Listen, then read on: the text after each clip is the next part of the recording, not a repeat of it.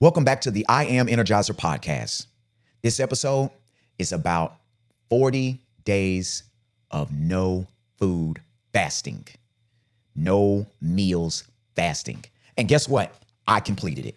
What I realized is that I just completed something that most people cannot fathom or wrap their mind around, let alone completing a no food fast for 24 hours, 48 hours, 72 hours. So I pat myself on the back. And not only do I pat myself on the back, I'm tooting my own horn. As a matter of fact, I might go and grab a whole brass section and start walking around with it as they play whatever tune that I select in relation to finishing a no food 40-day fast. Now that we've gotten the welcome out the way, let's go ahead and start off with a prayer. Heads are bowed, eyes are closed.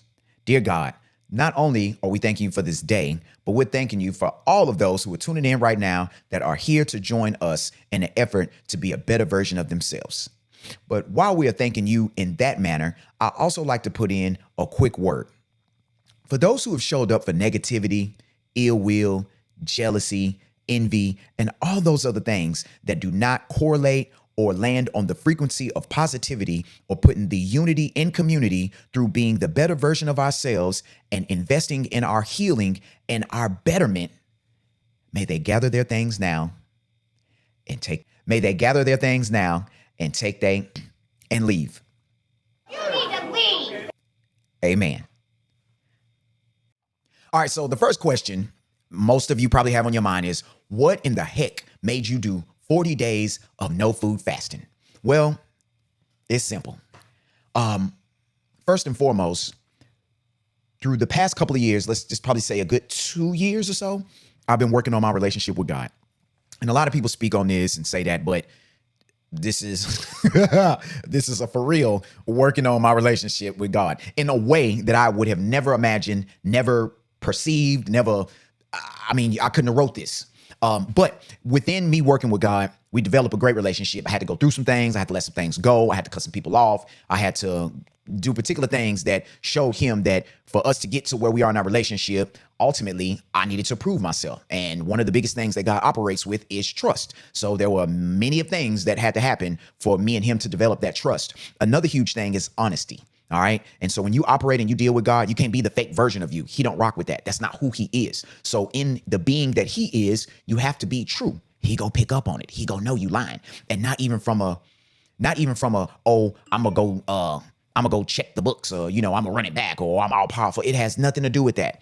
He gonna pick up on it through your dialogue, and he gonna pick up on it first and foremost from your heart. So I now started to realize when people say God know my heart, which is funny, but nonetheless, that's where he go check. He go know if you lying.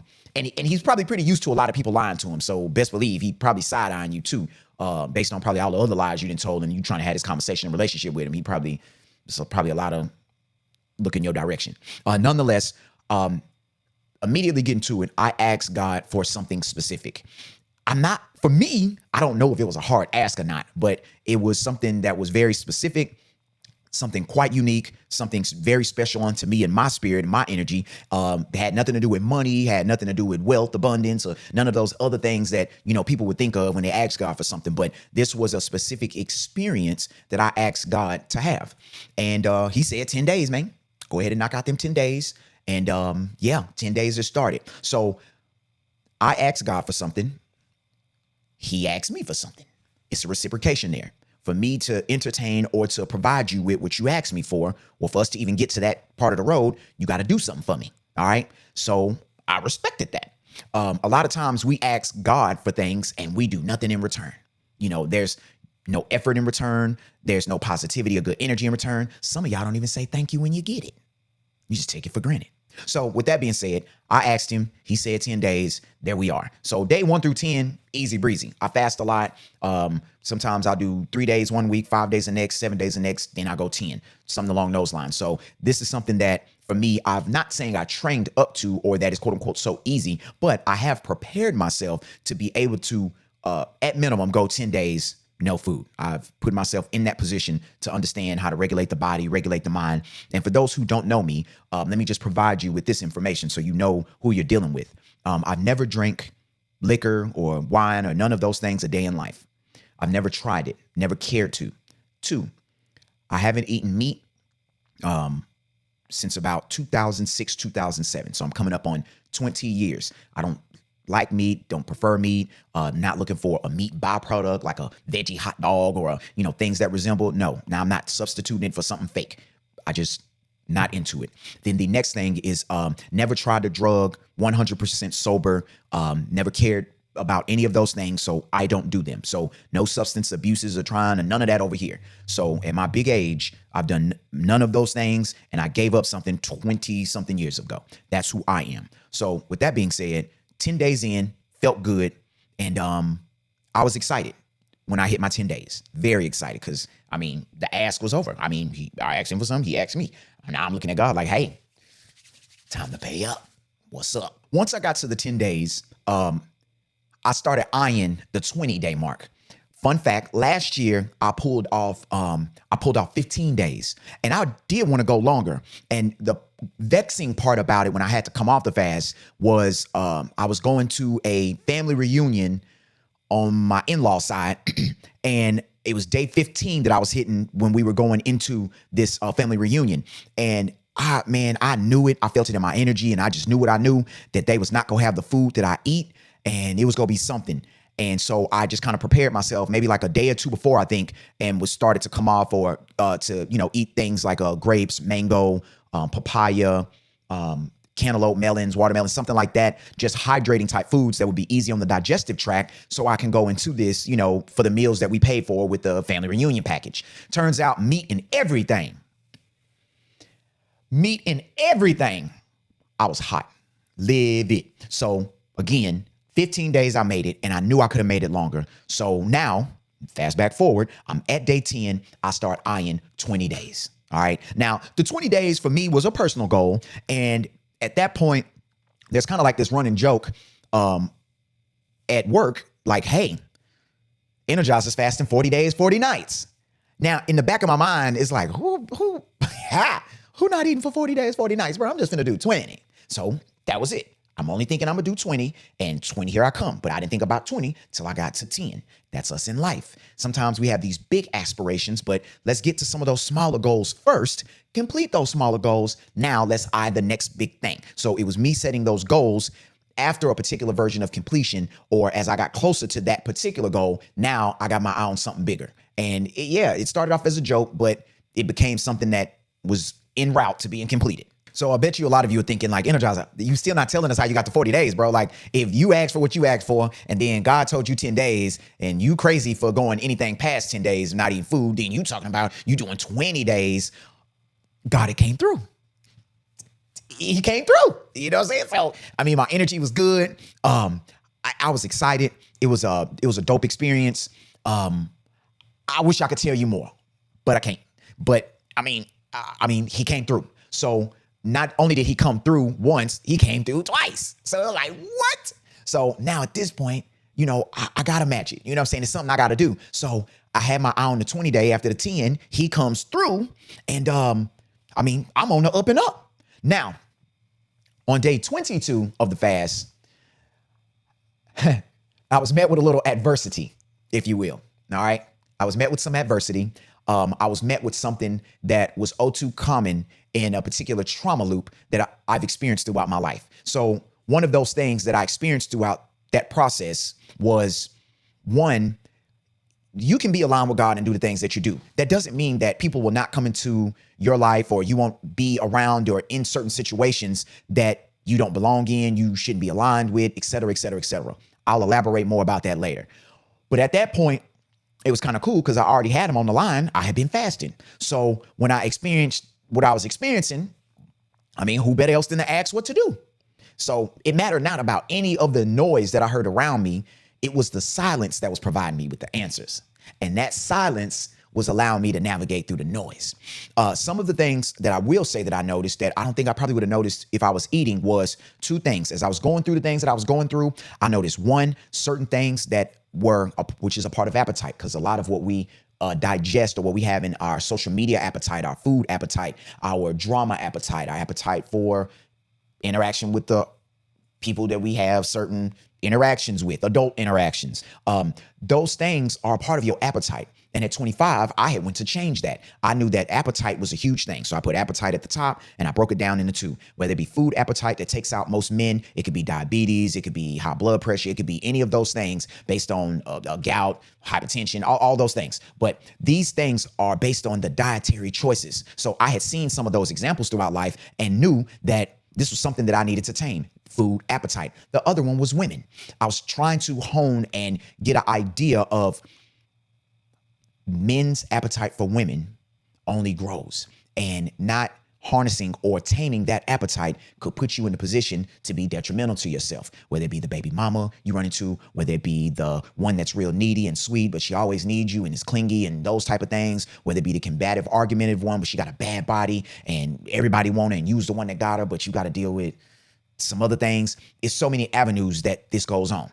It could be the one that's real cool and y'all rock for years, but guess what? Y'all not supposed to be together. Y'all just not. Y'all was really supposed to be friends, and you look up and you made it something more than what it should have been. And now you got to maintain that here and there to just maintain that access. So it was so much of that in my life that I knew I needed to maintain. But in the social media aspect of what I was going through after the 22nd day, I felt my heartbeat on some of the things that I was experiencing and was digesting and reading and seeing and whatnot. I felt the heart, like it was so in tune, like it hit the eyes, my mind processed it, and like immediately my heart thumped and now I could feel it. And then the other one was, up until that point, I was good. I've been working out, chilling. I smelt the hormone now of what the body stress. I felt the stress hormone of the body. So the body was starting to produce a musty smell. And that's not something that I carry every day. So what I could tell was that negative energy, that negativity that I was receiving and that I knew existed and that I was witnessing had an effect immediately on my body, and it had a byproduct. So although I wasn't ingesting food, I had witnessed, received, and was around some version of social media negativity, and it started to affect my body and my heart. So that was one of the hugest signs of things that I picked up on while in the fast, and how sensitive my energy was to things around me. And I think had I been eating food, I wouldn't have picked up on those things. I would have been maybe distorted or distracted by eating food. Now, once I had gotten to the 20th day, experienced, whatever I was experiencing, a little drama, whatnot, I still had my eye on the 30 now. Now, the running joke at work still was the Energizer, 40 days, 40 nights. Now I got 30 on my mind. You still fasting? Yeah, I'm going for 30. So now at this point, it was like, man, I could say literally that I didn't eat for the whole month of June. I could literally articulate that. So small goals, knocked out the 10, got to the 20. I had doubled up. I was on a high. I was on some good energy, just experienced something dope. This give and take from me and God that I'm experiencing. Drama hit. I start to feel the sensitivity to the body, understanding the correlation between experiencing, witnessing, feeling, just negative energy and whatnot, and then learning how to rely on God and navigate through those things. Whereas in any other time, I would have did something completely different. But it was two things that I knew. One, I would never rush to provide the truth to people who convicted me. If you've already convicted me, it matters not what conversation we would have. And you are not the type of person I need to be having a conversation with anyway. Two, find favor in unfairness. Finding favor in unfairness is making the best out of an unfair situation. What in this can you do to grow? And the third thing that it dawned on me that I had picked up on was anytime that you're going through any particular challenge, right? That challenge is offering you an opportunity to let go of the old version of you and try to become a new, better version of yourself. So you go through a challenge, an obstacle, something you don't like, whatever it is. You now have the opportunity to become a better version of yourself. And the way how God does that is through lessons and teaching. And it's not to say, and I know for a fact, it's not to say that he put me through the things that he put me through. It's just a part of me becoming the better version of me. And it's finding the favor in it, saying, well, God, how do we pivot from here? How do we move in a particular type of way that does not even acknowledge the fact that this is not me in any shape, form, or fashion? How do we pivot from that? And so we did. So as I got through the 30th day, I was doing fine. Everything was cool. Again, kept working out. I could see, the noticeable changes. I saw the weight loss. My wife is looking at the changes and she's speaking to him, so that was pretty cool. Energy's good. Now, around the 34th day, between the 34th and the 39th day, what I started to notice was when I got up out of bed or when I got up, not moving too fast. Now, this is normally something I see or witness with people who fast on their first, second, third day. You kind of get some of the lightheadedness. Some of y'all, if y'all ain't even eat breakfast, y'all getting lightheaded. So what I started to realize is for some of y'all who don't make it through a couple of hours in a day to get lightheaded, it took me about the 34th, 35th day, somewhere in that pocket for me to feel that. So then it was like, oh, okay, that's what that feels like. So for me, I just took that deep breath, honed in on it. Energy, you good. Body, you good. Everybody good. Kept it moving. So when I felt that throughout those 4 to 5, about 4 to 5 days, maybe, I was very conscious of it each day. Okay, knowing the next day I experienced this. Now, I get to day 40. Truth be told, I really don't want to come off the fast. Day 40 felt like day 1. As far as the body wise, like I didn't feel down. My energy wasn't negative. It wasn't like I was depleted or anything else. If anything, I could go outrun anybody around me. I could go outlift anybody around me. My energy actually feels supercharged. It feels good that I've let go of a lot of things. The biggest issue now is my relationship with food, because once I've seen that I can last, survive, and exist and thrive 40 days with no food, guess what? Why do I need to put particular things in my body? That's the issue now that I'm having while driving. I'm thinking about that. Like, it's so many things now that I'm cutting off. And let's just say you did a fast and we're not even talking about food.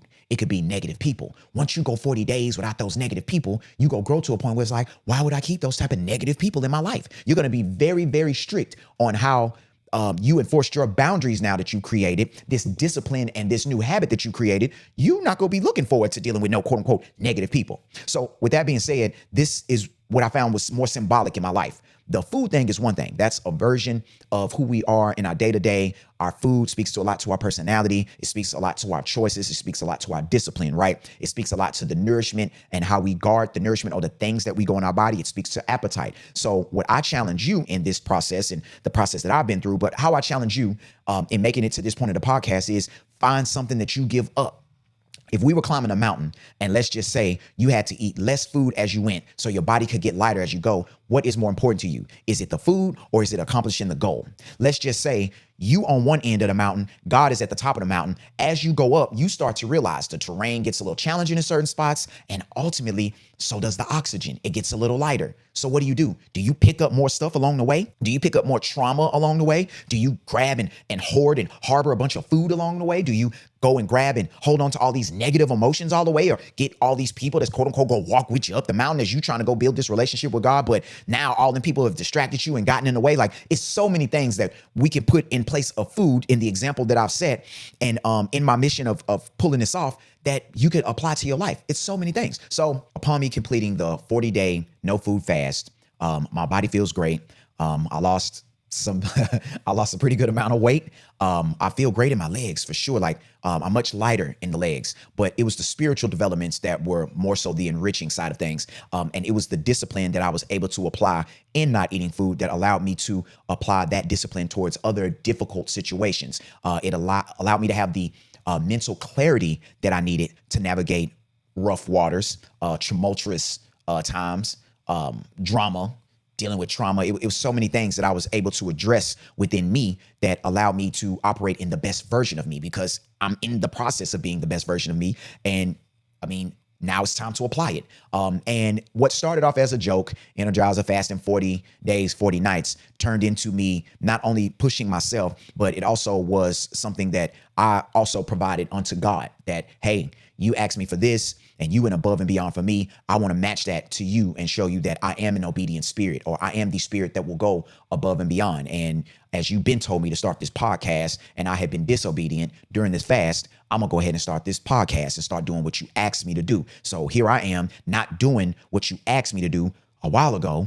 And here I am asking you for something special. You delivered. You ain't even bring up the fact that, hey man, I've been asked you to do this and you didn't do it. I've been asked you to do that and you didn't execute it. But here I am with my hand down asking for something very special on top of that. And then you come in and you match me and make it double dope, like double exciting, like, man. So I had to do something to show him that, hey, I received your energy. I'm gratuitous towards your energy. I appreciate what you've done. And I want to show you that I'll go above and beyond and make this sacrifice like you went in and put in that work and did what you did for me. So that was a lot of what I experienced. I'm not encouraging anybody to go for 40 days. I am not. If you can do it, great for you. Join the club. We could talk about it. We could talk about the challenges that come about. We could talk about the comments I've gotten that are silly, the temptation, watching food, being made or having to make and prepare food. It's so many things that, can come with it. But nonetheless, what I want to encourage you to do is go and fast off something and dedicate that time to you. The fasting is where the enriching aspect comes from. Through society, and what I've realized is we have an overconsumption of a lot of things. And that ain't a God frequency. The way how he made everything was supposed to be, the way how he made everything was based on harmony. And that's how it is supposed to be, based on a particular harmony. But a lot of things that we deal with have to do with overconsumption, gluttonous, consume, gimme, mine, selfish, hoard. It's all those things. So with that being said, I took the time out not only to show gratuity, but to line myself up in the frequency of harmony, gratitude, self-preservation, self-improvement, unity, community. This is the I Am Energizer podcast, and I appreciate you tuning in. Please share this with a friend. Again, we're building to make those around us better, and it starts within us first. And then within us, we can then be the positive spreaders in our immediate unity that then affects our community. And we have to do it in that fashion for us to grow. It starts with us, then we can be the example for others. I Am Energizer podcast. And I think I'll start doing 2 episodes a week. So I'm looking at right now, I'm looking at maybe like a Monday, Thursday kind of situation, maybe a Monday, Wednesday. So I'll play around with that. But share this with a friend, please. As everyone else on YouTube says, I guess I got to fall in line with that protocol. Please like, subscribe, share, notifications, whatever all that metric stuff is that gets this out there. Please do that. But don't share it. If there's anybody that you know that's negative and all of that, I still stand with my prayer. Don't bring them over here. This is not what this is for. This is for those who want to be on the up and up. Now, if they negative and all those things, but you think that they got a good spirit, good energy about themselves, and they want to grow, then yeah, go ahead and slide this to them. Let's get them on in here and let's all start fine tuning. So I Am Energizer podcast. It's been a pleasure. See you next time.